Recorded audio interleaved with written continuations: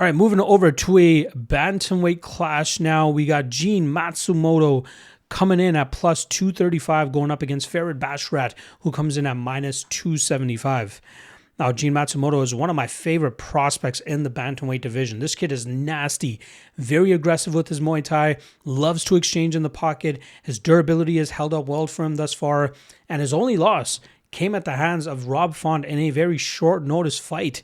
If you guys remember, Matsumoto was scheduled to take on a different opponent. I can't recall who, but he moved his training camp up a week or two just so he could take the short notice spot against Font. And I really think that fight came down to that first round. That first round, we saw Font almost fake a glove touch, but immediately go into a 1-2, and that rocked Matsumoto off the bat, and we saw Font get some decent control time until Matsumoto was able to work back to his feet and then get back to his own game.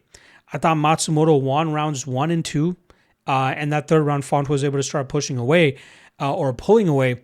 But I think if Matsumoto did not get clipped early there, that could have been a very tough spot for Font at the beginning of the fight.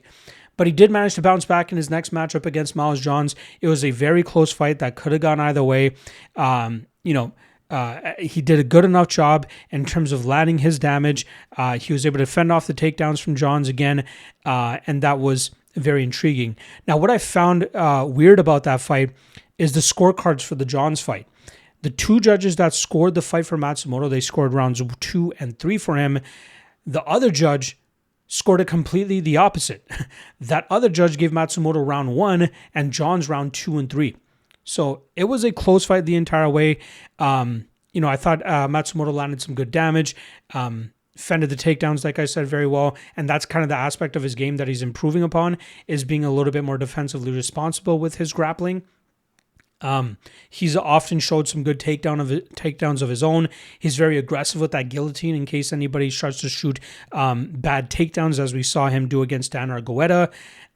So there are some issues in his game. He just needs to be a little bit more well-rounded and try to be a little bit more responsible, especially when he's throwing as often as he does inside the pocket. He throws good combinations, good Muay Thai, good knees, good elbows as well. Still very young, 26 years old. He's had some pretty good strength of schedule as well, especially being only 26 years old. But he's a guy that I have my eye on kind of moving forward here. Now he's going up against Basharat, who's still an unblemished 14-0, coming off of a pretty convincing win against Chris Gutierrez last time. The issue it seems that Basharat is having is, being able to be effective over 15 minutes. Seems like that third round is a little bit of a challenge for him at times, but he's a guy that used to be a good striker. He used to have good combinations, good leg kicks, be very intelligent with his in and out movement. But as of late, since coming to the UFC, a little bit more keen with that grappling game. And he's very good from the top position in terms of controlling opponents. He's threatened with submissions, but he's much more position over submission. His entries into his takedowns are very impressive, especially with his ability to mask those takedowns by throwing some traffic out there with his combinations, with his striking. Very impressive in that realm. Still 28 years old, so still has a lot of room to grow. Him and his brother, Javid, came into the UFC roughly around the same time, and I was one of those guys that I thought Javid was much better than Farid, but as we're seeing in recent fights, Farid seems to be a little bit cleaner, although you can say that Javid's been fighting a little bit tougher of competition. But this is definitely a tough clash that he has here against Gene Matsumoto. I was originally on the fence before I got into the tape here when this fight was originally scheduled, but after running the tape, it seems like Basharat should get the job done. Should it be as wide as minus 275 for Basharat? Probably not. Matsumoto could definitely make this competitive with his striking advantage, with how aggressive he is, but I believe that aggressiveness could potentially work against him here. Basharat could snipe him from distance a bit, right? He could have some success with his 3-inch reach advantage.